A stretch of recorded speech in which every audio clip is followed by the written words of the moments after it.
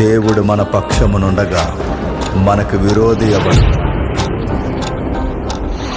దైవజనులు ఐజక్ గారికి, ఈ సభలకి ప్రత్యక్షంగా పరోక్షంగా పనిచేస్తున్న అత్యంత ప్రియులు సహోదరులు మోజెస్ డానీ గారికి, ఈ వాక్యం వినడానికి వచ్చిన మీ అందరికీ, అన్నిటికన్నా ముఖ్యంగా ఈ పరిసర ప్రాంతాలలో సేవను జరిగిస్తున్న ప్రతి దైవజనుడికి, గాయకులకి, సంగీతకారులకి, మా జత పని వారికి, మా సుపరిచితులైన వారికి అందరికీ క్రీస్తు నామమున శుభములు. చిన్న ప్రార్థన చేసుకుందామండి. ప్రార్థన.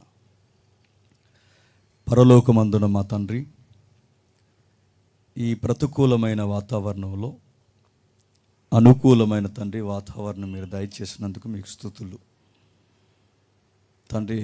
వర్షాభావం వలన తండ్రి మీ బిడ్డలు ఆందోళన చెందకముందే దాన్ని నిమ్మలపరిచి ప్రశాంతమైన తండ్రి ఈ పరిస్థితిని మీరు దయచేసినందుకు మీకు స్తుతులు తండ్రి. చక్కటి పాటలు పాడారు తండ్రి, సంగీతమును కీర్తనల ద్వారా తండ్రి మీ పిల్లలతో మీరు మాట్లాడారు. ఈ మొదటి రోజు ఈ ప్రత్యేకమైన విడుదల ఆశీర్వాద బహిరంగ సభకు వచ్చిన మీ పిల్లలతో మీరు మాట్లాడండి.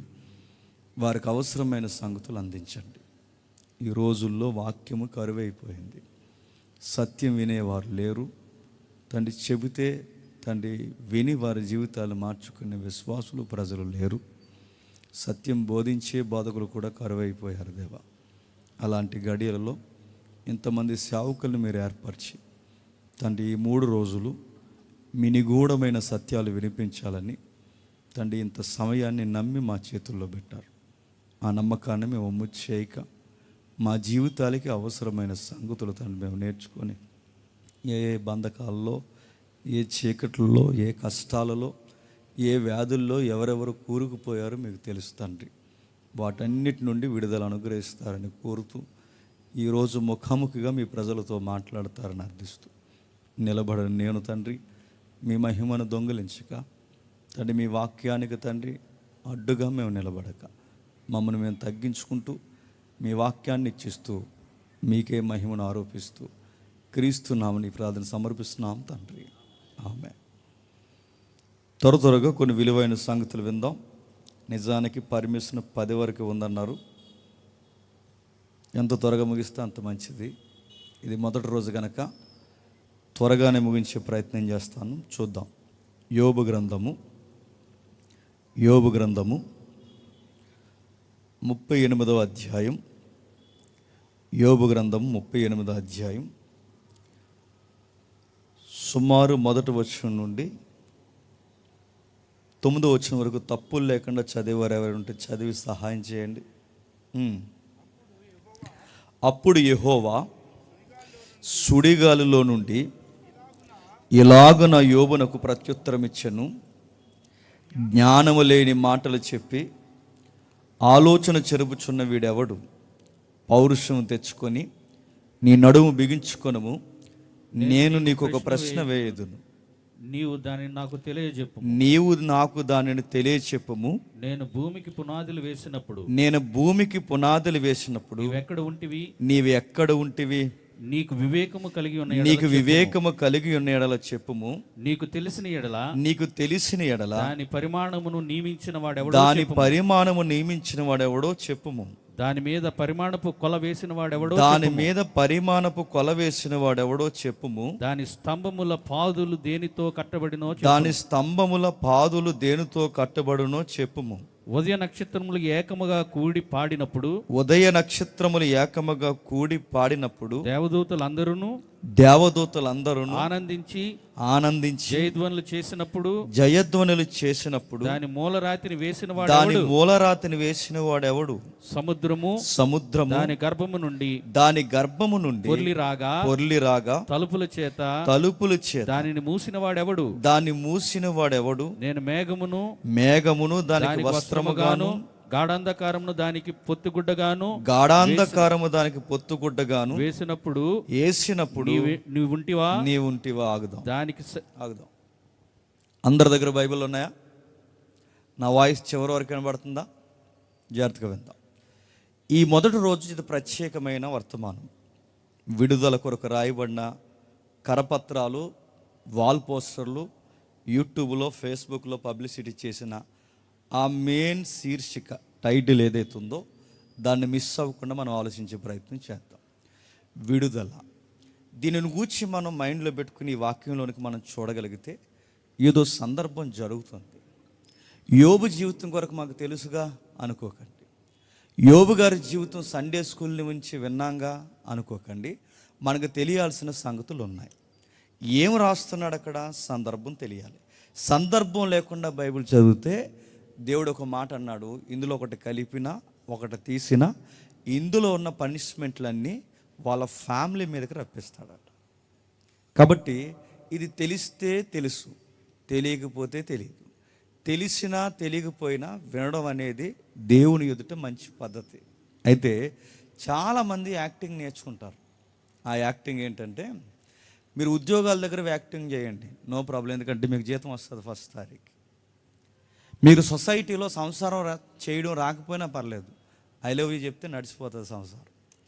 మీరు స్నేహితుల దగ్గర ఎన్ని మోసకరమైన పనులు చేసినా పర్లేదు, అది కాదురానికి వివరణ ఇచ్చుకుంటే నడిచిపోతుంది. మీరు చూడండి, మీకు తెలియని విషయాల మధ్య మీరు ఎంత ఊగిసలాట ఆడినా అక్కడ తెలియని విషయాలు తెలిసినట్టు యాక్టింగ్ చేస్తే నడుస్తుంది, పర్లేదు. కానీ దేవుడి దగ్గర తెలిస్తే తెలుసు, తెలియకపోతే తెలియదు. ఇప్పుడు ఈ అధ్యాయం చదువు, మనకేం తెలుసు? మన తలకాయ మనకేం అర్థం అవ్వలేదు చదివంగా.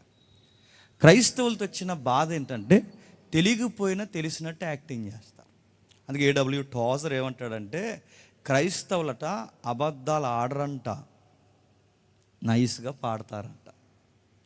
క్రైస్తవులు అబద్ధాలు ఆడరు, పాడతారంటే ఎలా పాడతారంటే, ఎలాది నదులంత విస్తార తైలం నీకు ఇద్దాం అనుకున్నాను, ఎందుకు లేని ఇవ్వడం మానేసామంటమ్మ.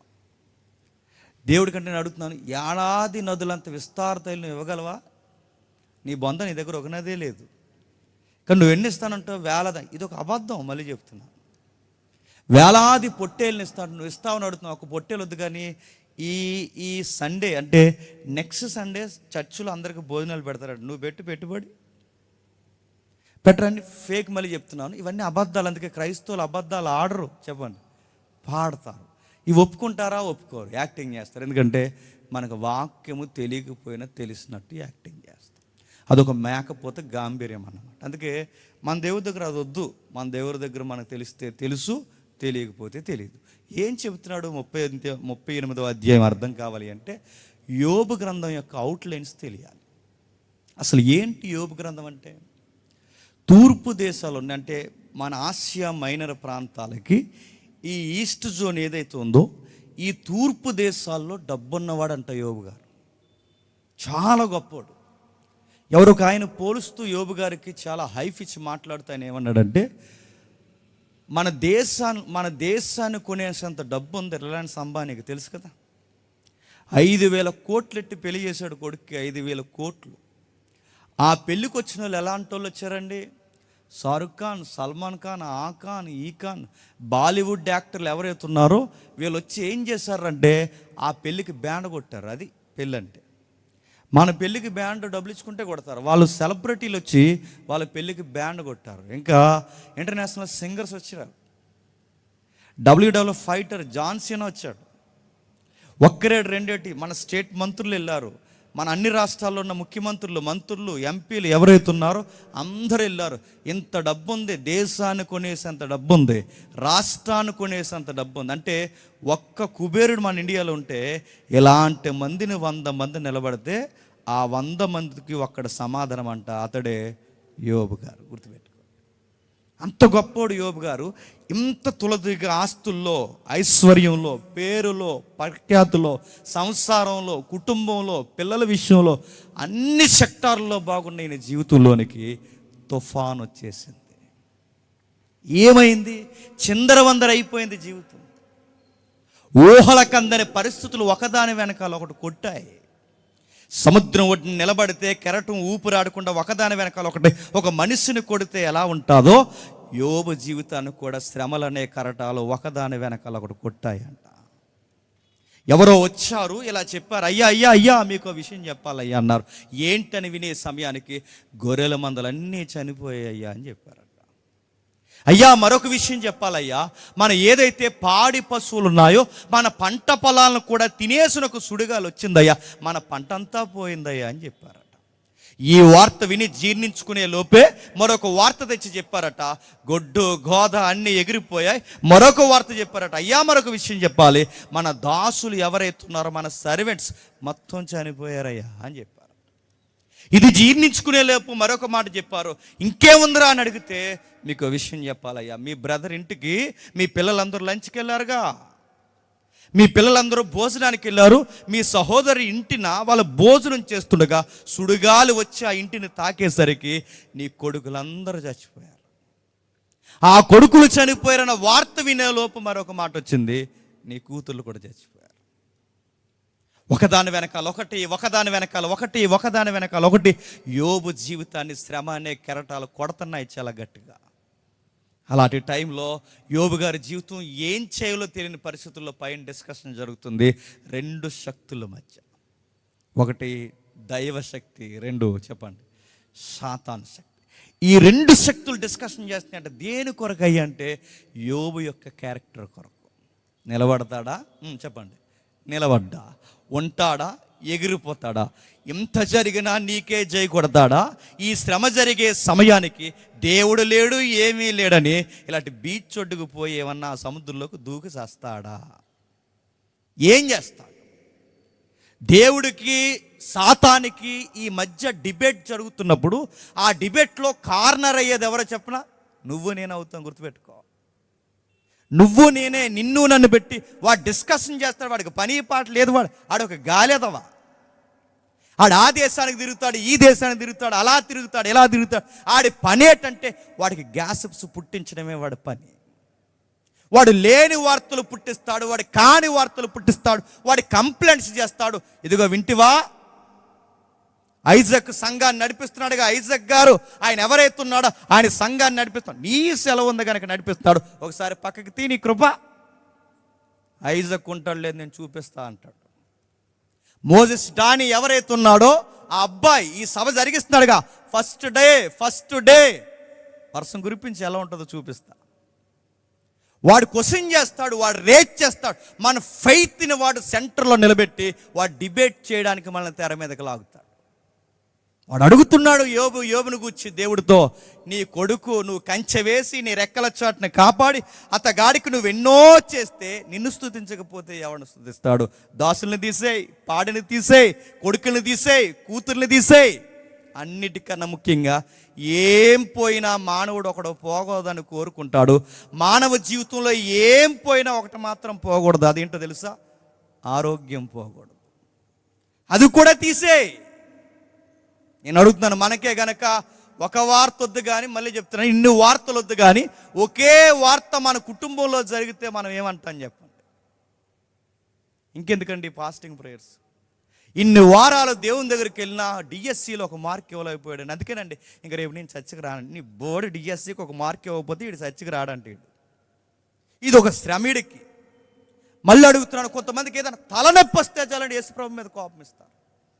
ఏదైనా ఇబ్బంది జరిగితే మళ్ళీ డిమాండ్స్ తెలిసి మధ్య ఎక్కడలేడు. మరి ఈ పొగరబోతు ప్రార్థనలు ఎలా వచ్చినా తెలియదు కానీ ఇలా కొట్టి నువ్వు ఇస్తావు, ఎవడో ఏం చేస్తావు? నడుతూ నువ్వు ఇస్తావంటే నువ్వు పడు, దేవుడు కొన్ని నీకు అనుమతిస్తాడు, నువ్వు పడు. వ్యాధస్తే దేవుడు నమ్మవా?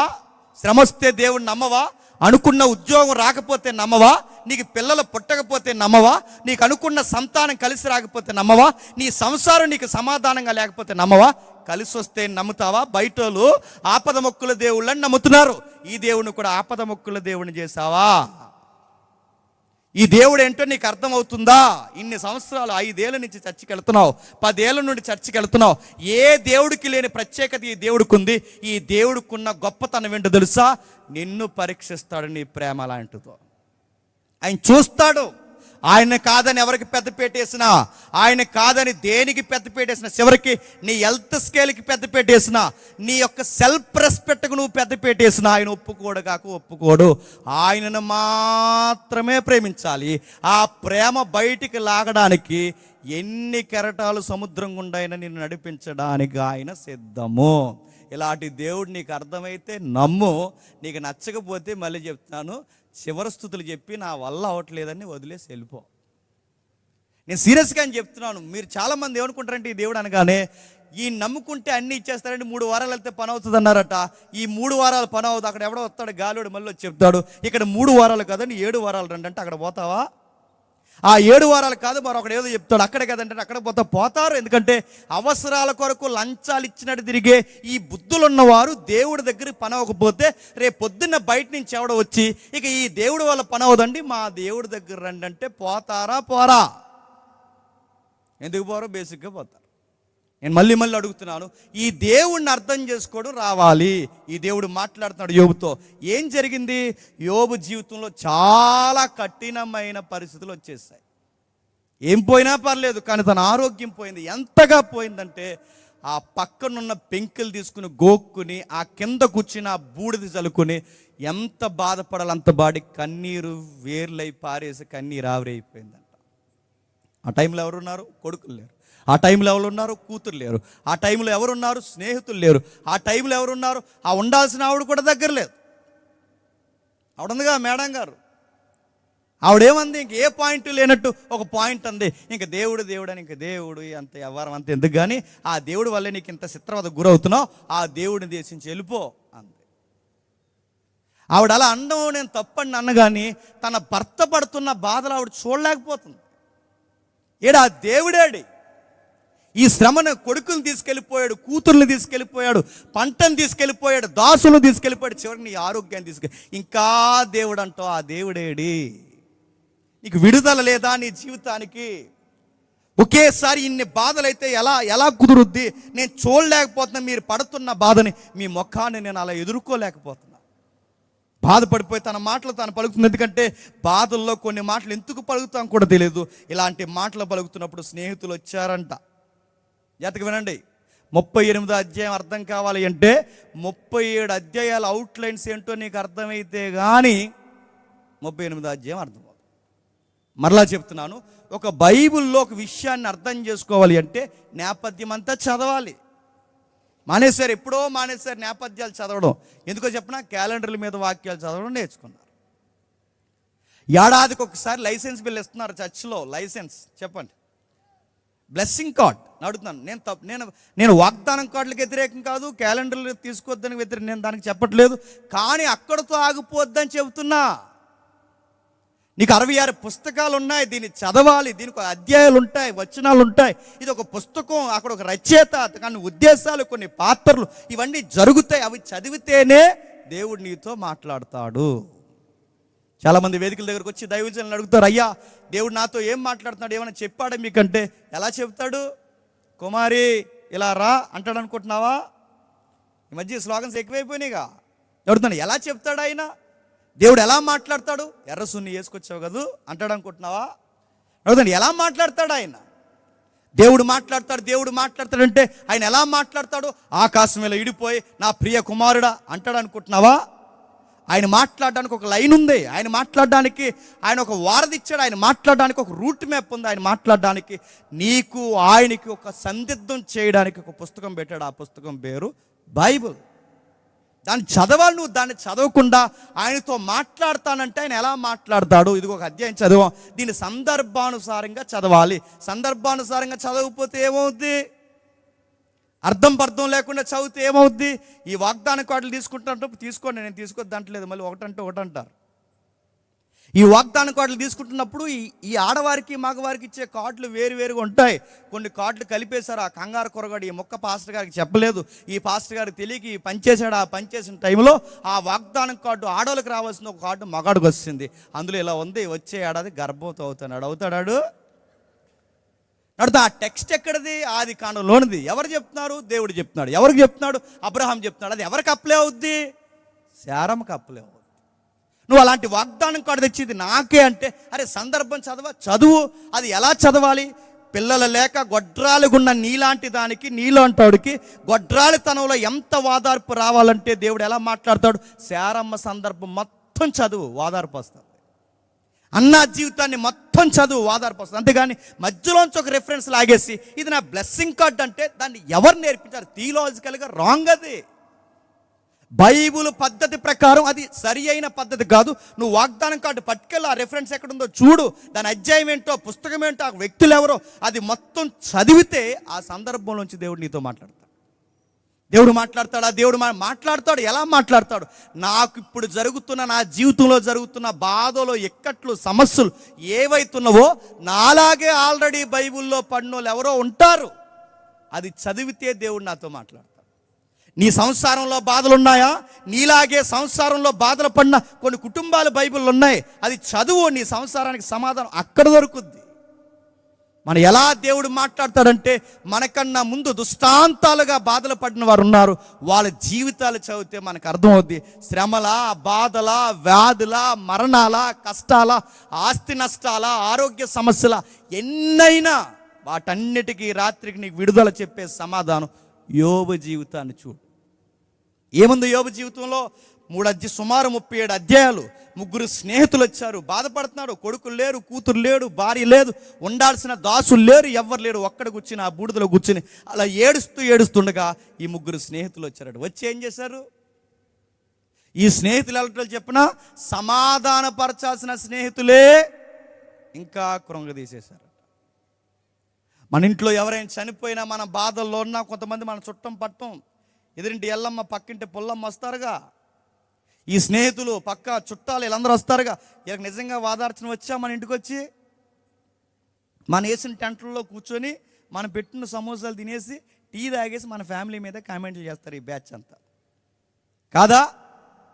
మన ఇంట్లో ఇన్నే శ్రమలు ఒకేసారి వస్తే వీళ్ళ బయటకు వచ్చి మాట్లాడి చెప్పినా ఏదో చేశారండి వీళ్ళ దేవునికి వ్యతిరేకంగా అనరు.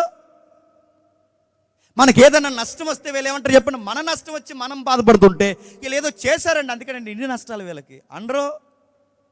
మీరు ఎక్కడ చూడండి, ఈ మనుషులకి వాదార్చడం రాదు, ఈ మనుషులకి మాట్లాడడం రాదు, ఈ మనుషులకి సమాధానం చెప్పడం రాదు. ఒక మానవుడు మరొక మానవుడికి శాంతికరమైన మాటలు పలకడం రాదు. వచ్చారు 3 స్నేహితులు. వచ్చి ఏం మాట్లాడుతున్నారు? కొంతసేపు ఏడ్చారట, బాగానే ఏడ్చారు. అతని బాధను వీరి బాధగా తీసుకున్నారు, అతని శ్రమను వీరి శ్రమగా వాయినతో పాటు బూడిదలో కూర్చున్నారు. మెల్లగా స్టార్ట్ చేశారట, యారా యోబు ఇది చేసుంటారు దేవుడికి వ్యతిరేకంగా అన్నారు. యోబు గారు అంత బాధపడిపోతే మీరు బాగా వినండి. అప్పటికే కొడుకులు చనిపోయారు, అప్పటికే కూతురు చనిపోయారు, అప్పటికే కుటుంబంలో ఉండాల్సిన సమాధానం పోయింది, ఆస్తులు పోయాయి. ఇన్ని పోతున్నప్పుడు యోబు గారి దగ్గరకు వచ్చి అంటున్నారట, నువ్వేదో చేసి ఉంటావరా అన్నాడు. ఇది ఇంకా బాధ కదండి. అసలే బాధపడి ఏడుస్తుంటే మన క్యారెక్టర్ లేదని అన్నప్పుడు ఇంకా ఎంత బాధ వస్తుంది చెప్పండి. మనుషులు ఎలాంటోలే, మళ్ళీ చెప్తున్నాను, ఉన్నంత కాలం ఉంటారు. ఏదైనా తేడా వచ్చిందనుకోండి మన క్యారెక్టర్ లేదంటారు. వీడేది చేసుంటాడండి దేవునికి వ్యతిరేకంగా. వచ్చారు మెల్లగా మాట్లాడుతూ, సుమారు 3 ప్రసంగాలు చేశారంట.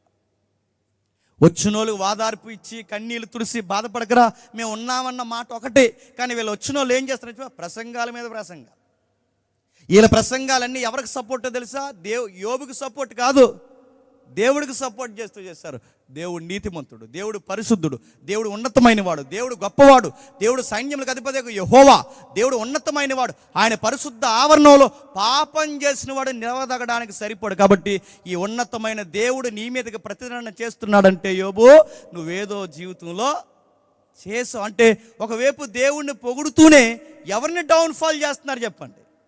యోబుని. ఇప్పుడు చెప్పండి, ఒకవైపు దేవుణ్ణి పొగుడుతున్నారు, మరొక వైపు యోబుని డౌన్ చేస్తున్నారు. ఇప్పుడు యోబు దృష్టిలో దేవుడు ఏమవుతాడు చెప్పండి? విలన్ అవుతాడు. మళ్ళీ చెప్తున్నా, చాలామంది సత్యం చెబుతున్నాం అనుకుంటూనే, చాలామంది వాక్యం చెబుతున్నాం అనుకుంటేనే ఇలాంటి వాదార్పుకి వెళ్ళినప్పుడు వీళ్ళకి తెలియకుండానే ఆ బాధపడుతున్న వారి దృష్టిలో మనం దేవుడిని ఏం తయారు చేస్తాం చెప్పనా? వాళ్ళ దృష్టిలో దేవుడిని విలన్గా తయారు చేస్తాం. దేవుడు మిమ్మల్ని ఏదో చేశాడు, దేవుడు మీకు ఏదో వ్యతిరేకంగా జరిగింది, దేవుడు అందుకే మీకు ఎదురు నిలబడ్డాడు, ఇలాంటి మాటలంటే మనం దేవునికి సపోర్ట్ ఇస్తున్నాం అనుకుంటూనే ఈ బాధల్లో ఉన్న వారిని ఇంకా బాధల్లో గెంటేస్తాం. నష్టాల్లో ఉన్న వారిని ఇంకా నష్టాల్లో గెంటేస్తాం. బాధ పెట్టేశారు. ఆ బాధపడుతూ ఉండగా సరిగ్గా అదే టైంలో జాగ్రత్తగా వినండి, దేవుడు ప్రత్యక్షమయ్యాడు. 37 అధ్యాయాలు దేవుడు ఏం మాట్లాడలేదు. మరి 37 అధ్యాయాలు ఎవరు మాట్లాడారంటే ఆ ముగ్గురు స్నేహితులే మాట్లాడారు. మరి ఆ 32వ అధ్యాయంలో మాట్లాడుతున్నది ఎవరంటే ఆడెవడో ఎంగేజ్లో ఉన్న కుర్రగాడు వచ్చాడు, ఆడి పేరు ఎలుహు. ఆడు ఎక్కువ మాట్లాడాడు. వీళ్ళందరూ యోబు క్లాస్ పీకే వాళ్ళే. మీరు ఎప్పుడైనా గమనించారా? మనం బాధల్లో ఉన్నామంటే మనకు అందరూ చక్కలు చెప్పేవాళ్ళే, మనకు అందరూ పాఠాలు నేర్పించే వాళ్ళే. మనకి ఏదన్నా కీడు కలిగితే అందరూ మనకి మోటివేషనల్ స్పీకర్లే. మీరు ఎప్పుడైనా గమనించారు లేదో? వాళ్ళ జీవితాల్లో ఒకటి తెర ఉండవు, వాళ్ళ జీవితాల్లో ఒకటి అర్థం ఉండదు, వాళ్ళకు ఒకటి వెలుగు ఉండదు. కానీ మన జీవితాల్లో మాత్రం వీళ్ళు చెప్పడానికి వచ్చి ఏం చెప్తారో తెలుసా? ఏదో జరిగిందిరా దేవుడికి వ్యతిరేకంగా, ఏదో అయ్యిందిరా దేవుడికి వ్యతిరేకంగా. ఇలా మాట్లాడుతూ యోబు గారిని బాధకు గురి చేశారు. దేవుడు వచ్చాడు, ప్రత్యక్షమయ్యాడు. ఆ 38వ అధ్యాయంలో ఏమంటున్నాడు ఒక్కసారి చూడండి. ఆ మొదటి వచనం, 38వ అధ్యాయం చాలా జాగ్రత్తగా వినండి. 38వ అధ్యాయం మొదటి వచనం. ఇలాగు యోబునకు ప్రత్యుత్తరం, సుడిగాలులో నుండి యోబునకు ప్రత్యుత్తరం ఇచ్చెను. జ్ఞానము లేని మాటలు చెప్పి ఆలోచనను చెరుపుచున్న వీడెవడు? ఈడెవడో ఉన్నాడట యోబు దగ్గర. వాడు యోబుకే ప్రసంగం చేస్తున్నాడట. జ్ఞానము లేని మాటలు చెప్పి ఆలోచన చెరుపుతున్న వీడెవడ యోబు? వీడు ఏం చెప్తున్నాడు? వీడు నా కోసం చెబుతున్నాను అనుకుంటూనే వీడు నీకు నాకు అగాధం ఏర్పరుస్తున్నాడు. నీ లైఫ్ని ఇలా చేశానని నీ లైఫ్లో నన్ను ఎక్స్పోజ్ చేస్తున్నాడు వాడు ఏం చెప్తున్నాడు? ఎందుకంటే ఆ 36వ అధ్యాయం ఒక్కసారి వెనక్కి రండి. ఆ 36వ అధ్యాయం వీడెవడో చెప్తున్నాడు చూడండి. వీడెవడో చెప్తున్నాడు 36వ అధ్యాయం మొదటి రోజు. మరియు ఎలోహు ఇంకా ఇట్లన్ను. ఎవరు ఎలోహు? ఒక వయసులో ఉన్నవాడు ఇలా మాట్లాడుతున్నాడు చూడండి. ఎలోహు ఏమని చెప్తున్నాడు? కొంతసేపు నన్ను ఓర్చుకొనుము, యోబు ఈ సంగతి నీకు తెలియచేద్దును. యాలయనగా దేవుని పక్షముగా నేను ఇంకను మాట్లాడవలసిందంటే ఈడు ఎవరి సైడ్ మాట్లాడుతున్నాడండి? దేవుడి సైడ్. దేవుడి సైడ్ నిలబడి దేవుడి వైపు మాట్లాడుతూ ఎవరిని బాధకు గురి చేస్తున్నాడండి? యోబుని బాధకు గురి చేస్తున్నాడు. అంటే బాధల్లో ఉన్నవాడిని ఇంకా బాధ పెట్టడానికి, ఏడ్చేవాడిని ఇంకా ఏడిపించడానికి ఎవరిని అడ్డు పెట్టుకుని మనిషి మాట్లాడుతున్నాడు తెలుసా? దేవుడిని అడ్డు పెట్టుకుని మాట్లాడుతున్నారు. మన ఇంట్లో ఏదైనా జరిగిందనుకోండి, వీళ్ళందరూ దేవుడినే చూపిస్తారు. మనకి ఏదైనా బాధ కలిగిందనుకోండి, వీళ్ళందరూ దేవుడినే చూపిస్తారు. ఎలోహు కూడా వచ్చి అంటున్నాడు చూడండి, దేవుని పక్షమని నేను మాట్లాడవలసి ఉన్నది. దూరము నుండి నేను జ్ఞానము తెచ్చుకుందును, నన్ను సృజించిన వానికి నేను నీతిని ఆరోపించదును. నా మాటలు ఏమాత్రం అబద్ధములు కావు. పూర్ణ జ్ఞాని ఒకడు నీ ఎదుట ఉన్నాడు. ఆలోచించుము. దేవుడు బలవంతుడు గాని ఆయన ఎవరిని తిరస్కరింప చేయడు. ఏమంటున్నాడండి? వీడి మీద వీడికే ఓవర్ కాన్ఫిడెంట్. ఈడేమంటున్నాడు చూడండి, నీ ఎదుటి నిలబడుతున్నాడు చిన్నోడు కాదు, ఒక పూర్ణ జ్ఞాని అయిన ఎలోహు అన్నవాడు నీ ఎదుటి నిలబడి, యోబు నీతో మాట్లాడుతున్నాడు కనుక నేను చెబుతున్న సంగతులు అబద్ధాలు కాదు, నేను చెబుతున్న సంగతులు గాలి మాటలు కాదు, నేను చెబుతున్న మాటలు జ్ఞానపు వాక్కులు, ఇవి దేవుడు చెబితే చెప్పమన్నాడు అన్నట్టుగా వీడు బిల్డప్ ఇచ్చి యోబునే తక్కువ చేసి ఎవరిని గొప్ప చేసుకుంటున్నారు చెప్పండి? తాను గొప్ప చేసుకుంటున్నాడు ఎలోహు. ఎప్పుడు మీరు గుర్తుపెట్టుకోండి, మనకు బాధలు వచ్చినప్పుడల్లా ఎదుట మనకన్నా గొప్పగా యాక్టింగ్ చేస్తారు. మీరు చూడండి, కావాలంటే మనకి ఏదైనా నష్టం జరిగినప్పుడల్లా వాళ్ళు చూడండి, వాళ్ళు మనకన్నా గొప్పగా ఫీల్ అవుతుంటారు. మీరు ఎప్పుడు ఈ సొసైటీకి ఉండే వంకర బుద్ధి అది. మన బాధల్లో మనం ఉంటే వాళ్ళ జేబీలో చేలు పెట్టుకుని మనకు బిల్డప్లు ఇస్తుంటారు. బాధ పెట్టారు, ఇబ్బంది గురి చేశారు. 3 4 అంటే సుమారు ఆ 3 స్నేహితులు, ఈ కొత్తోడు ఎవడో, ఈ 4 కలిసి యోబుని ఉక్కిరి బిక్కిరి చేసి పడేశారంట. ఆ టైంలో యోబు బాధపడిపోయాడు, చెప్పుకోలేకపోయాడు, నిస్సారమైపోయాడు. ఆ టైంలో యోబు అన్నాడు, ఆ 3వ అధ్యాయం మాట్లాడుతూ యోబు అంటాడు, నేను పుట్టకపోతే బాగున్నా అన్నాడు, మా అమ్మ గర్భంలో రాలిపోతే బాగున్నా అన్నాడు, నేను చీకటిలో మాయిగా రాలిపోతే బాగుండు, మా అమ్మ నన్ను చూడకపోతే బాగుండు, నేను పసికందుగా కాకముందే, నేను పిండమగా ఉన్నప్పుడే ఈ భూమి మీదకి నేను రాకుండా ఉంటే బాగుండు, నా పుట్టుకే నాకు నచ్చలేదని బాధపడ్డాడు. ఒకవైపు శ్రమలు, మరొక వైపు బాధలు, ఇటువైపు సూటుపోటి మాటలు, స్నేహితులు, ఇన్ని బాధలు తట్టుకోలేక యోబు అన్నాడు, నా లైఫే వేస్ట్ అబ్బా అనేసాడు ఆయన. అంతే, నా జీవితం వేస్ట్. ఎందుకంటే నన్ను అర్థం చేసుకోవాల్సిన వారే నన్ను అర్థం చేసుకోకపోతే నేను ఇంకెవరికి చెప్పుకోను. నిలబడాల్సిన భార్య నిలబడలేదు, ఉండాల్సిన కొడుకులు చేతికి అందొచ్చే సమయానికి ఉండకుండా చనిపోయారు, కలిసి వచ్చే కూతుర్లు కలిసి వస్తారంటే ఆ కూతురు లేకుండా పోయారు. స్నేహితులైనా అర్థం చేసుకుంటారంటే నాదే తప్పు అన్నట్టు, నేనేదో రహస్య పాపం చేసినట్టు, అందుకేరా నీకు ఇన్ని కష్టాలు వచ్చాయన్నట్టు నా స్నేహితులే నన్ను డౌన్ఫాల్ చేసి నా క్యారెక్టర్ డిగ్రేడ్ చేస్తే ఇంక నేను ఎవరికి చెప్పుకోవాలి. అందుకే నా పుట్టుకే వేస్ట్ అన్నాడు. ఇన్ని విన్న దేవుడు సింహాసనం మీద కూర్చుని గడ్డం కింద చేయబెట్టుకుని దేవుడు చూశాడు చూశాడు చూశాడు చూశాడు. సరిగ్గా ఆ టైంలో యోబుకు ప్రత్యుత్తరం ఇవ్వడానికి ప్రత్యక్షమయ్యాడు. ఏం చేస్తున్నాడు? ఆ కిందికి చదవండి, ఆ 38 అధ్యాయం కిందికి 3వ వచనం. పౌరుషం తెచ్చుకొని నీ నడుము బిగించుకొనుము, నేను నీకు ప్రశ్న వేయుదును, నీవు దానిని నాకు తెలియచెప్పుము. నేను భూమికి పునాదులు వేసినప్పుడు నీవెక్కడ ఉంటివి, నీకు వివేకము కలిగి ఉన్నాడు చెప్పుము. ఏమంటున్నాడండి? పౌరుషం తెచ్చుకొని నిలబడి. ఎందుకు? శ్రమ వచ్చినప్పుడు లొంగిపోతావా? నేను అడుగుతున్నాను. శ్రమ కలిగినప్పుడు లొంగిపోతే బైబిల్ ఏమని చెప్పండి? శ్రమ దినమున కృంగిన ఎడలా చెప్పండి చేతగానడు అవుతావు. రానే శ్రమ వస్తే నీ మీదకి నా మీదకి రాకపోతే ఎవడి మీదకి వస్తుంది? రానే. అది శ్రమ అయినా, కెరటమైనా, అది ఉరుమైనా, మనుషులందరూ శత్రులై సమాజం అంతా ఒక్కవైపు నిలబడినా అది రానే. వస్తే ఏమవుద్ది? మహా అయితే ప్రాణం తీస్తారు. రానే. ఆ మాత్రం దానికి ఎందుకు డిప్రెషన్లోకి వెళ్తున్నావు యోబు? బాధ వస్తే బూడు జలుకుని కూర్చుంటావా? శ్రమ వస్తే ఏడుస్తూ కూర్చుంటావా? ఇబ్బంది కలిగితే రొమ్ములు బాదుకుంటే ఇంక నా జీవితం లేదని, పుట్టకపోతే బాగుండి అనుకుంటావా? ఏమవుతుంది అనుకుంటున్నావు యోబు? మనుషులందరూ నేను కాని మాటలంటే అంటారు, గాలో ఎన్నో మాటలు. ఆ మాటలంటే లొంగిపోతావా? లే. నీ నడుము బిగించుకొని నువ్వు పౌరుషం తెచ్చుకొని లేచి నిలబడి నేను చెబుతున్న జాగ్రత్తగా విను. నీకు నాకు చిన్న క్వశ్చన్ అవర్ స్టార్ట్ చేద్దాం, ఆన్సర్ చేస్తావా యోబు అని అడిగాడు. నేనేం మాట్లాడుతున్నాను జాగ్రత్తగా విను. ఎవడో వచ్చాడు ఈ జ్ఞానం లేని మాటలు, ఈడి జ్ఞాన వాడొచ్చి చెబితే నువ్వు వినడమా? ఆడి మాటలకు నువ్వు కృంగిపోవడమా? ఈ ఎలోహో ఎవడు, ఆ ముగ్గురు స్నేహితులు ఎవరు, వీళ్ళెవరు నాకు రిప్రజెంట్గా నిలబడి మాట్లాడడానికి, నిన్ను చెరపడానికి నా పక్షమున వచ్చిన ఈ మధ్యవర్తులను పెట్టింది ఎవరు? నీకు చెబుతున్నాను యోబు, శ్రమ వచ్చినా, బాధ వచ్చినా, అనారోగ్య సమస్య వచ్చినా, ఏదొచ్చినా, ఈ పిడుగులు వచ్చి నీ మీద పడిపోయిన యోబు మళ్ళీ చెప్తున్నాను, ఏం కాదు, ధైర్యం తెచ్చుకుని నిలబడు. నీకు మళ్ళీ చెప్తాను యోబు, నిలబడు, ఏం కాదు. నీకేం చెప్తానో ఒక్కసారి నిలబడు. నీ పుట్టుకను గురించి నువ్వు మాట్లాడుకుంటున్నావుగా, నీకు విషయం అడుగుతున్నాను. భూమి ఎప్పుడు పుట్టిందో నీకు తెలుసా అని అడిగాడు. ఇప్పుడు బాగా వినండి, మీకు జాగ్రత్తగా ఒక విషయం చెప్పి నేను త్వరగా ముగిస్తాను.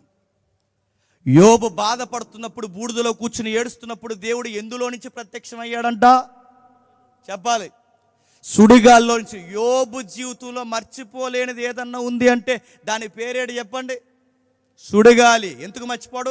ఆ సుడిగాలే తన పిల్లలను చంపేసింది, ఆ సుడిగాలే తన ఆస్తులను తీసేసింది, ఆ సుడిగాలే తన కుటుంబాన్ని సిందరవందర చేసింది, ఆ సుడిగాలి ఈరోజు బూడిదలో కూర్చోడానికి కారణమైంది, ఆ సుడిగాలే తన కలిసి వచ్చిన కొడుకులను తీసేసింది, కూతుర్లను తీసేసింది, ఆ సుడిగాలే తన జీవితాన్ని మార్చేసింది. ఇప్పుడు అదే సుడిగాలి ఎవరు వస్తున్నారు చెప్పండి? మన దేవుడితో వచ్చిన గొడవేడు చెప్పనా? నువ్వు ఏడ్చే దాంట్లోనే ఆయన మాట్లాడడానికి మళ్ళీ అందులోనే వస్తాడు. గుర్తుపెట్టుకో, రాసి పెట్టుకో. నీకు అది రాదనుకో, అది పోదనుకో. మనకు చాలా మందికి ప్రార్థన చేయడం రాదు. ఇలా కొట్టి అంటున్నారు, శ్రమలను తీసేయ్ అంటున్నారు, తీరు ఉంచుతాడు. శ్రమలు తీసే కాదు, బైబిల్ ఎక్కడ శ్రమలు తీసే అని లేదు. శ్రమలను జయించే శక్తిని, అది ఉంది బైబిల్లో. ఇరుకులు తీసే అని బైబిల్లో లేదు. చెప్పండి, ఇరుకులలో విశాలత ఉంది బైబిల్లో. శ్రమలను తీసేస్తే నీ ప్రేయర్ రాంగ్. మళ్ళీ చెప్తున్నాను, నీ స్టేట్మెంట్, నీ ప్రసంగాలు ఏవైతున్నావో, నీ వర్తమానాలు తప్పు చెప్తున్నావు, లేదా నీ బైబిల్ విధానం తప్పు చదువుతున్నావు. బైబిల్ ఎలా ఉంది? శ్రమలను తీసే ప్రభువా కాదు, శ్రమలను జయించే శక్తి నీవు ప్రభువా. శ్రమలను పూదండగా మార్చే గొప్ప శక్తిని నాకు అనుగ్రహించి, ఇది ఉంది బైబిల్లో. యోబుకు దేవుడు అదే చెప్తున్నాడు, నీకేదైతే నచ్చలేదో, ఏదైతే గిట్టలేదో అది దూరం చేయను, అదే సుడిగాల్లో నుంచి నీకు ప్రత్యక్షం. ఎందుకంటే ఆ సుడిగాలి చూసినప్పుడు నీ బాధలు గుర్తు రావాలి.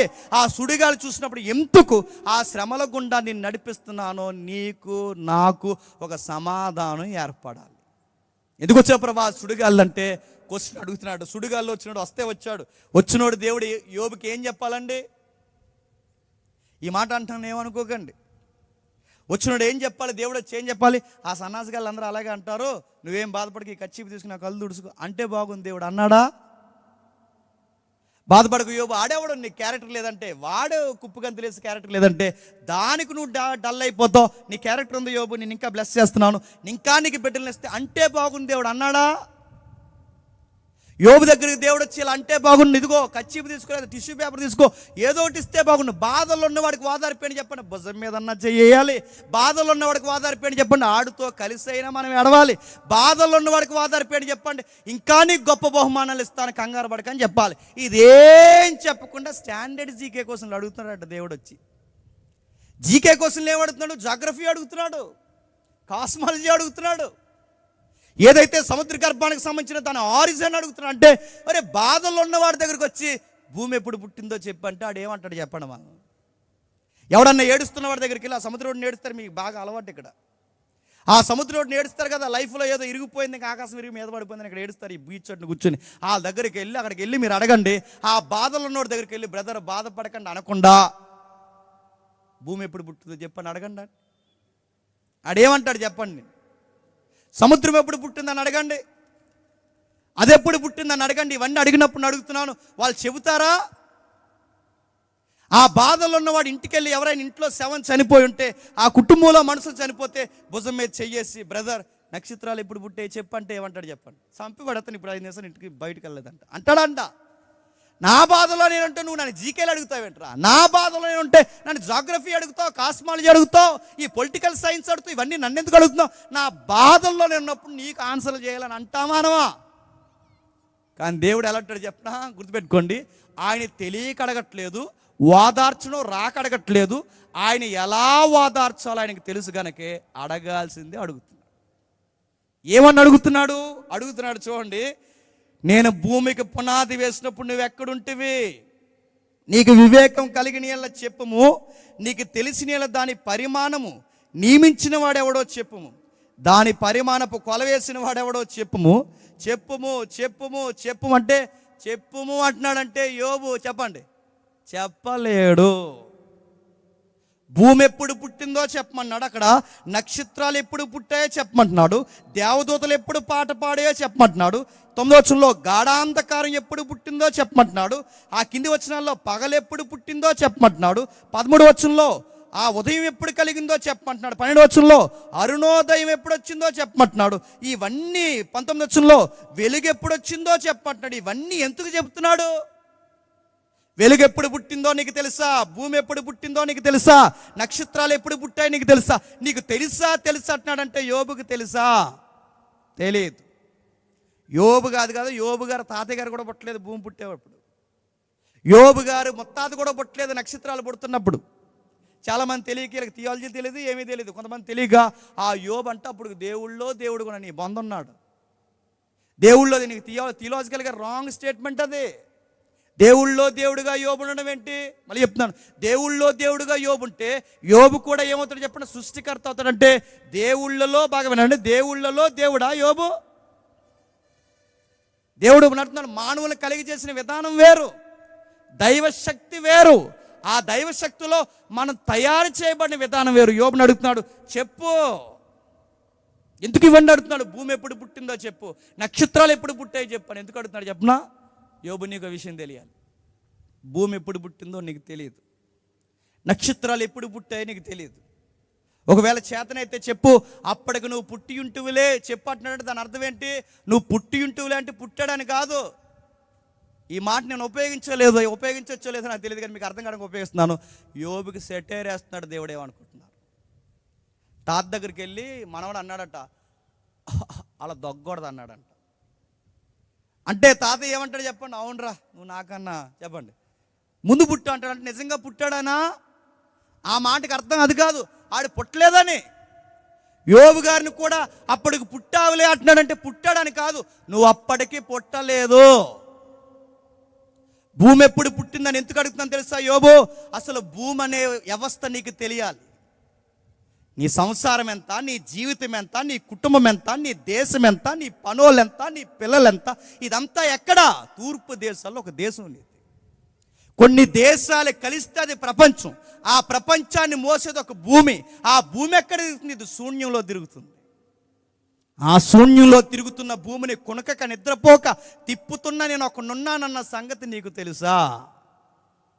భూమి గాల్లో ఉంటేనే దేశాలు ఉంటాయి, దేశాలు ఉంటేనే నీ దేశం ఉంటుంది, నీ దేశం ఉంటేనే అందులో నీ రాష్ట్రం ఉంటుంది, ఆ రాష్ట్రం ఉంటేనే అందులో నీ జిల్లా, ఆ జిల్లా ఉంటేనే పంచాయతీయో మున్సిపాలిటీ ఏదో ఒకటి, అందులో తాలూకా ప్రాంతం, ఆ కింద ఒక ఈది, ఆ ఈదిలో 4 ఇల్లులు, ఆ ఇంట్లో నువ్వు నీ బాధలు. ఈ బాధలన్నీ తెచ్చి దేవుడి ఎదురు పెట్టి ఇక ప్రపంచంలో ఏ బాధలు లేనట్టు, దేవా చూస్తున్నావా, చూడడం మర్చిపోయావా? ఇది ఒక ప్రేయరు. దేవుడు అన్నాడు, ఎలా చూసి నా వైపు చూడటం కాదు యోబు, పైనుంచి రా పిక్చర్ ఏంటో చూపిస్తా అన్నాడు. అంటే నువ్వు బాధల్ని ఎలా చూస్తున్నావు కనుక నీదే బాధ అనుకుంటున్నావు. అసలు ప్రపంచం ఎలా ఉందో ఒక బిగ్ పిక్చర్ చూపిస్తాను రా. ఈ భూమి మీద ఇన్ని దేశాలు, కుటుంబాలు, రాష్ట్రాలు, జిల్లాలు, వ్యవస్థలు పనిచేస్తుంటే ఈ బాధల్లో నీ బాధ ఎంత యోబు చెప్పు అని అడిగాడు. ఈ బాధల్లో నీ బాధ ఎంత? మళ్ళీ అడుగుతున్నాను, భూమి పుట్టక ముందు నేనున్నా, భూమి పుట్టినప్పుడు నువ్వు ఉన్నావా, చీకటి పుట్టినప్పుడు నువ్వు ఉన్నా. ఈ పుట్టుకల కోసం దేవుడు ఎందుకు అడిగాడు తెలుసా? అసలు నేను పుట్టకపోతే బాగుండన్నావే, నేను పుట్టకపోతే బాగుండన్నావే. నువ్వు పుట్టాలంటే ఈ నేల ఉండాలి, ఈ భూమి ఉండాలి. అసలు భూమి పుట్టకపోతే నువ్వు ఎక్కడ పుడతావు చెప్పు. 3 అధ్యాయంలో ఏం ప్రశ్నించుకున్నాడు? చీకటిలో నేను రాలిపోతే బాగుండన్నాడు, వెలుగు చూడకపోతే బాగుండన్నాడు, భూమి మీద నేను పుట్టకపోతే బాగుంది దేవుడు అన్నాడు. అసలు నువ్వు పుట్టుక కోసం మాట్లాడుతున్నావు. భూమి ఎప్పుడు పుట్టిందో తెలుసా? నక్షత్రాలు ఎప్పుడు పుట్టే తెలుసా? ఇవన్నీ ఎందుకు పుట్టే తెలుసా యోబు? నీ కోసం, నీ కోసం, నీ కోసం, మీ అందరి కోసం పుట్టే. ఇంత వ్యవస్థని నేను నడిపించి, ఈ వ్యవస్థని నేను నడిపించి కంటికి రెప్పలా ఎప్పటికప్పుడు మేము కాపాడుకొని మీలో ఉన్న చిన్న చిన్న లోపాలు తీసి నా ఎదుట నిర్దోషులుగా, పరిశుద్ధులుగా నిలబెట్టుకోవాలని నేను ఇంత ప్రణాళిక కలిగుండి నా వైపు చూసి విశ్వాసంతో, దేవా మాకు కలిగినను కలగకపోయినను, మమ్మల్ని రక్షించినను రక్షించకపోయినను నువ్వు గొప్ప దేవుడివే, దేవుడివే, సజీవుడు అని నీవు నా వైపు చూస్తావని నేను నీ వైపు చూస్తే ఈ సాతానుగాడు పెట్టిన శ్రమలకు లొంగుతున్నావా యోబు? చెప్పు. పౌరుషం తెచ్చుకున్నాడు కట్టుకో అన్నాడు. ఇప్పుడు చెప్పండి, యోబుని దేవుడు ఎందుకు జీకే క్వశ్చన్ అడుగుతున్నాడు తెలుసా? అది పుట్టినప్పుడు నీ ఉంటువంటే దేవుడు అంటున్నాడు, భూమి పుట్టక ముందు మీ తాత లేడు, మీ ముత్తాత లేడు, నువ్వు లేవు, ఎవ్వరు లేరు. కానీ భూమి పుడుతున్నప్పుడు ఎవరున్నారు? నేనున్నా. నక్షత్రాలు పుడుతున్నప్పుడు మీ ముత్తాత ఉన్నాడా? నువ్వు ఉన్నావా? లేరు. మరి ఎవరున్నారు? నేనున్నా.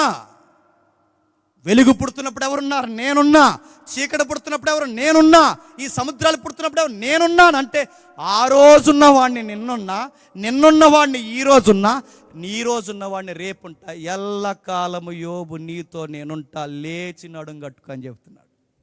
రా, బయటికి రా, విడుదల. నీకు చెబుతున్నా, శ్రమలో కూరుకుపోకు, వ్యాధుల్లో కూరుకుపోకు, నష్టాల్లో కూరుకుపోకు, ఇబ్బందుల్లో కూరుకో. నేను చెబుతున్నాను యోబు, నీకెంత శ్రమ వచ్చినా బయటికి రా, జీవితాన్ని మార్చేసే నేనున్నానని మర్చిపోకు. ఈ జీవితం ఎలాంటిదైనా, ఈ సృష్టినే కలగజేసిన వాడిని, శూన్యంలోంచి భూమిని తీసిన వాడిని, నక్షత్రాలు తీసిన వాడిని, ఈ సృష్టికి అందాన్ని తెచ్చిన వాడిని, మాడిపోయి నశించిపోయి యాసారిపోయి కుదేలైపోయి నీ జీవితాన్ని మళ్ళీ నేను నూతన సృష్టిగా మార్చలేను అనుకుంటున్నావా యోబు? భూమినే తెచ్చిన వాడిని, నక్షత్రాలే తెచ్చిన వాడిని, వెలుగునే తెచ్చిన వాడిని, గాన ప్రతిగానాలతో భూమికి పునాది వేసిన వాడిని మళ్ళీ నీ జీవితానికి నేను పునాది వేయలేనా? నా వైపు చూడాలన్నాడు. బయట ఒక డైలాగ్ ఉండేది, ఎంతమంది గుర్తుందో? నేను ఉన్నా. వాళ్ళు ఉన్నారో విన్నారో కూడా కనబట్టలేదు ఈ మధ్య. నేను అడుగుతున్నాను, వీళ్ళు బయట బాగుంటేమో కానీ నిజంగా నేను చెప్తున్నాను, దేవుడు వింటాడు, ఆయన ఉంటాడు, ఎల్లకాలం మన జీవితాన్ని ఆశీర్వాదకరంగా మారుస్తాడు. ఆయన ఉన్నాడంటే యోబు జీవితంలో నడుతున్నాను. యోబు పడినన్ని బాధలు నువ్వు పడ్డావా? ఈ మాత్రం దానికి మనం ఎంత డిమాండ్ ప్రేయర్సో మనకి ఇలా నిలబడి మన బాధలు ఏంటి చెప్పినా, మనకి ఏదైనా శ్రమలు వస్తే నేను ముగిస్తున్నాను, మనకి ఏదైనా బాధలు వస్తే మన ప్రేయర్ ఎలా ఉంటే చెప్పిన, యోబు గారి తర్వాత ఇంక ఈ ప్రపంచంలో అలాంటి బాధలు ఎవడన్నా పడ్డాడంటే చెప్పండి. నేనన్న ఫీలింగ్లో బాగుతా, అంత సీన్ లేదు మనకి. యోబుకి మనకి చాలా తేడా ఉంది. యోబు గారికి మనకి చాలా తేడా ఉందని అడుగుతున్నాను. యోబు బాధలు పడితేనే దేవుడు అన్నాడు నీలో లోపం ఉంది, అందుకే దేవుడు కొట్టాడు. కొన్నిసార్లు శ్రమలు ఎందుకు అనుమతిస్తాడంటే మన మేలు కొరకే అనుమతిస్తాడు. శ్రమని అగ్నితో పోల్చారు కామెంటరీ రాసిన వాళ్ళందరూ. శ్రమని ఎవరైతే బైబిల్ వక్తలు పండితులు ఉన్నారో వాళ్ళందరూ వ్యాఖ్యానం రాస్తున్నప్పుడు శ్రమని అగ్ని వంటి దానిగా పోల్చారు. అగ్నితో వచ్చిన గొడవ ఏంటో తెలుసా? ఆ అగ్ని నీకు దగ్గరకు వచ్చినప్పుడు నువ్వు మట్టిగా ఉన్నావు అనుకో, నువ్వు మట్టి అయితే అగ్ని దగ్గర గట్టిగా అయిపోయి రాలిపోతావు. అదే నువ్వు మైనువులాగా మెత్తకున్నావు అనుకో, శ్రమ దగ్గర కరిగిపోతావు. అదే మట్టిలో బంగారంలో నీ దగ్గరికి అగ్ని లాంటి శ్రమలు వస్తే మెలమెల మరిసిపోయే స్వర్ణం అయిపోతావు. గుర్తుపెట్టుకో, శ్రమలు రానివ్వాలి. మళ్ళీ చెప్తున్నాను, ఇబ్బందులు రానివ్వాలి, కావాలని ఆహ్వానించాలి. దేవా ఎన్ని శ్రమలు ఇచ్చినా నేను తట్టుకుంటాను ప్రభువా అని అడగాలి. దేవుడు కావాలని కొన్ని శ్రమలు మన జీవితంలోనికి పర్మిషన్ ఇచ్చి మరీ తీసుకొస్తాడు. మన దేవుడు ఎలా అంటాడంటే, ఆయన సెలవు లేకుండా తల వెంట్రుకల్లో చెప్పండి ఒక వెంట్రుక కూడా ఊడదన్నాడు ఆయన. అంటే ఇప్పుడు ఈ వ్యాధి వస్తుంది, బాధ వస్తుంది, ఇవన్నీ వస్తున్నాయంటే మన లైఫ్లోకి ఎవరు పర్మిషన్లు ఇస్తున్నారు చెప్పండి? ఈ శ్రమలకి చెప్పండి. శ్రమలకు పర్మిషన్ ఇచ్చేది ఆయనే, మళ్ళీ మన జీవితాలకి విడుదల ఇచ్చేది కూడా ఆయనే. ఈ రెండు ఎందుకు చేస్తున్నాడు ప్రభు అంటే, మన కొన్ని కుప్పగని దేశాలు ఉంటాయి, అవన్నీ అనగాలి అంటే చెప్పండి కొన్ని శ్రమలు మన జీవితంలోనికి రావాలి. అలా ఎలా ప్రభు అంటే, ఒక ఉదాహరణ చెప్పి నిజంగా చెప్తున్నాను, ముగిస్తా. చిన్నప్పుడు మన పిల్లలు కుదురుండరు, ఏదో ఉంటారు కందిరేగలు. కుదురుగా ఉండరంటే ఆ ప్లేక్లో ఏలాడతాడు, ఈ ప్లేక్లో ఏలాడతాడు, అందులో ఏలాడతాడు, ఇందులో అన్ని తొంటర పనులు ఆడికి. కుదురుగా ఉండరంటే ఆ క్యాండిల్ వెలిగిస్తామా, క్యాండిల్ ఎడతాడు ఏలు, ఆ సట్టు పట్టుకెళ్ళి ఇక్కడ ఎడతాడు. ఆడు ఏమైపోతాడండి? ఆ బిల్డింగ్ పైకెట్టి ఇలా కిందకు దూకుతుంటాడు, అన్ని తొంటర పనులు చేస్తాడు. వీడికి చెప్పి వాళ్ళ అమ్మ ఏం చేస్తుంది చెప్పండి, లాగు ఈపి విమానం వచ్చేలాగా 5 ఏళ్ళు అలా అలా అలా కాంగ్రెస్ గుర్తు అడిపోయేలాగా అడిగి చెప్పండి, టపాలు మనం కొడుతుంది చెప్పండి. కొట్టిన వెంటనాడు అలా కింద పడిపోతాడు, గల్లు నేడుస్తాడు, ఆ మూలకు పోయి ఏడుస్తాడు. మళ్ళీ అలా ఇలా పని చేసుకుని వచ్చినప్పుడు ఇంకా ఏడుస్తాడు. అప్పుడు వాళ్ళ అమ్మ వచ్చి మళ్ళీ ఆయన దగ్గర లాక్కుని, ఇంకెప్పుడు ఇంకా అలా చేయకురా అని చెప్పి ఆయన దగ్గర లాక్కుని మళ్ళీ అలా అమ్మ ఏడుస్తాను. అడుగుతున్నాను, కొట్టడం దేనికి, ఆడడం దేనికి? ఎందుకు కొట్టావు, ఎందుకు ఏడుస్తున్నావు? ఎందుకు కొట్టిందంటే మీకు అర్థం కావాలి. ఎందుకు కొట్టిందంటే ఆడు అలాంటి తుంటర పనులు చేశాడు. ప్లగ్లో ఏలాడితే ఏమవుతాడు చెప్పండి? కాకిలాగా మాడిపోతాడు ఎదవా. అలాంటి బిల్డింగ్ మీదకి ఎక్కి పైన దూకితే అవుతాడు, మక్కిలు ఇరిగిపోయి చనిపోతాడు. అలాంటి తుంటర పనులు చేయకూడదంటే వాళ్ళ అమ్మ తీసుకున్న నిర్ణయం ఏంటి చెప్పండి? కొట్టాలాడిని. ఇప్పుడు కొట్టకపోతే వాడు చేసే పనులకి వాడు ఏమవుతాడు చెప్పండి? చస్తాడు. అంతు కొట్టింది. మరి కొట్టినప్పుడు ఎందుకు ఏడుస్తుంది? ఆడు ఏడుస్తున్నాడు కాబట్టి ఏడుస్తుంది. మీకు అర్థమైతే చాలండి. దేవుడు ఇదే, మళ్ళీ చెప్తున్నాను, మన దేవుడు ఇదే. మన దేవుడు కొడతాడు, ఆ కొడుతున్నప్పుడు మనం ఏడుస్తాం, ఆ ఏడ్చినప్పుడు మళ్ళీ దగ్గర లాక్కుని అలా చేయకురా అని మళ్ళీ మన కోసం ఆయనే బాధపడతాం. యోబుని అదే సరి చేస్తున్నాడు, గుర్తుపెట్టుకోండి. యోబు జీవితంలోకి ఎందుకంటే ఒక తెలియని అతిశయం ఉంది యోబులో. ఆ యోబు గ్రంథం అంతా చదివితే అర్థమవుద్ది. నేను నీతిమంతుణ్ణి, అది కూడా దేవునికి నచ్చదు. ఎందుకంటే మనం నీతిమంతులం కాదు, ఏ భేదం లేదు, మనకి నీతి ఎక్కడ ఆపాదింపబడదు. మనం నీతిని ఉచితముగా మనం ఎక్కడ మనము సంపాదించుకోలేం, మానవులకి అసాధ్యం. అది యోబులో ఎక్కడో తెలియకుండే అది కూడా దేవుడు తీసేయాలనుకున్నాడు. మొత్తం డిబేట్ జరిగిన తర్వాత ఆ యోబు చివరి అధ్యాయంలో అంటున్నాడు చూడండి, 42వ అధ్యాయంలో, అప్పుడు యోబు యెహోవాతో ఇలాగ ప్రత్యుత్తరం ఇచ్చెను, నువ్వు సమస్త క్రియలను చేయగలవనియు నీ ఉద్దేశించినది ఏదియు నిష్ఫలము కానేరదనియు నేను ఇప్పుడు తెలుసుకొట్టిని. జ్ఞానము లేని మాటల చేత ఆలోచన నిరతం చేయవాడు వీడెవడు? అలాగుననే వివేచన లేని వాడినైనా నేను ఏమి ఎరుక నా బుద్ధికి మించిన సంగతులను గూర్చి దేవా నేను మాట్లాడగోరుచున్నాను, దయచేసి నా మాటలు ఆలకించు, నేను తప్పు చేశానని ఒప్పుకుంటున్నాను. ఇప్పుడు చెప్పండి, దేవుడితో డిబేట్ జరిగితే కానీ ఎవరు ఒప్పుకోలేదు చెప్పండి? ఇది ఒప్పుకోవాలంటే కొడుకులు చనిపోవాలి, ఇది ఒప్పుకోవాలంటే కూతురు చనిపోవాలి, ఇది ఒప్పుకోవాలంటే దాసులు చనిపోవాలి. ఇదంతా జరగాలంటే తన జీవితంలోనికి శ్రమలు రావాలి. ఎందుకంటే ఆ పాపం కూడా యోబు జీవితంలో ఉండడానికి వీల్లేదు. నీకు నాకు కూడా దేవుడు కొన్నిసార్లు ఎందుకు శ్రమలు అనుమతిస్తాడంటే కొన్ని నేర్చుకో, మార్చుకోవాల్సిన ఏవో ఉన్నాయి, నేర్చుకో. అది సంసారమా, నేర్చుకో.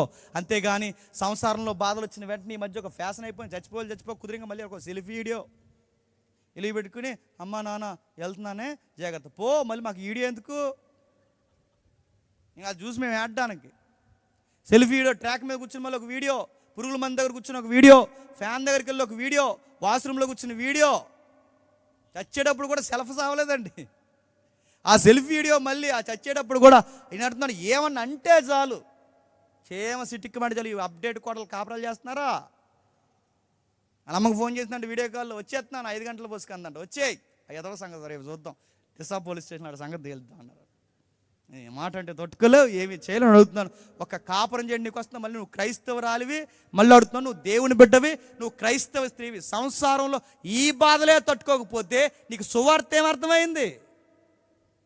వ్యాపారం చేస్తావు, ఏదో వ్యాపారంలో నష్టం వస్తుంది, వీడికి వ్యాపారంలో నష్టం వచ్చిందని బయటికి పోయి ఆ బ్రాండీ షాప్ దగ్గర నిలబడతా, సిగ్గు లేదని అడుగుతున్నాను. బాధ తట్టుకోలేక తాగుతావా? నువ్వు బాప్టైజింగ్ తీసుకున్న ఆ సంగతి మర్చిపోయావా? డిఎస్సీ లేదో మార్క్ తక్కువ వచ్చిందని దేవుడిని అడుగుతున్నాను. ఈ డిఎస్సీ కాకపోతే ఇంకో డిఎస్సీ కొడతావు, ఈ కాంపిటేటివ్ ఫీల్డ్ కాకపోతే ఇంకో కాంపిటేటివ్ ఫీల్డ్కి వెళ్తావు. ఆ మాత్రం దానికి దేవుడిని ఎద్దేవా చేస్తావా? శ్రమల్ని ఎలా ఎదుర్కోవాలి, ఎందుకు అనుమతిస్తున్నాడు? ఏమో నీకు నాకు ఏమి నేర్పించడానికి దేవుడు అనుమతిస్తున్నాడు. అది నేర్చుకుంటే కానీ మన జీవితానికి విడుదల రాదు గుర్తుపెట్టుకో.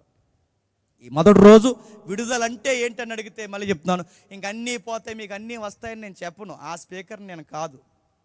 మీరు కొన్ని మార్చుకుంటే కానీ ఆయన ఇవ్వడు. ఒక ఆవిడ అంటుంది, పప్పు వండిందంట, అలా ఆయన దగ్గర పెట్టి అడిగిందంట, ఎలా ఉందండి అని అడిగిందంట. ఆడ పైనుంచి కిందకి ఎలా చూసి, నీ మొహంలో ఉంది పప్పు అన్నాడు. ఎప్పుడు ఎలాగ పప్పు యూట్యూబ్లో చూసి ఉంటుంటుంది. ఆ పెట్టింది, ఎలా ఉందండి పప్పు అంటే, బాగాలేదు, ఎప్పుడు ఎలాగ ఎడుతావు, ఉప్పు ఎక్కి మొత్తం పప్పు అంతా ఉప్పు ఉంది అన్నాడు. అప్పుడు బయటకు వచ్చి అందట, దేవుడి వైపు చూసి చెప్పాలి కదా అందంట. ఎవరిని? ఇప్పుడు అర్జెంటుగా సింహాసనం మీద కూర్చున్న దేవుడు ఇలా ఆయనకి ఈవిడికి పప్పులో ఉప్పు కూడా ఎక్కువైపోయిందని ఇప్పుడు దేవుడు అర్జెంటుగా పరలోకం నుంచి దిగిపోయి చెప్పండి ఆ పప్పులో ఉప్పు తీసేయాలంటున్నాడు. అర్థమేంటి నీకు దేవుడు? ఈ దేవుడు ఏంటో మనకు అర్థం కావట్లేదు. ఆయనతో ఎలా మాట్లాడి తెలియట్లేదు. ఆ మధ్యకాలంలో ఒక పాప ఫోన్ చేసేది, దేవుడి దేవాలు చేయడం మానేసింది, నా నెంబర్ పోయింది.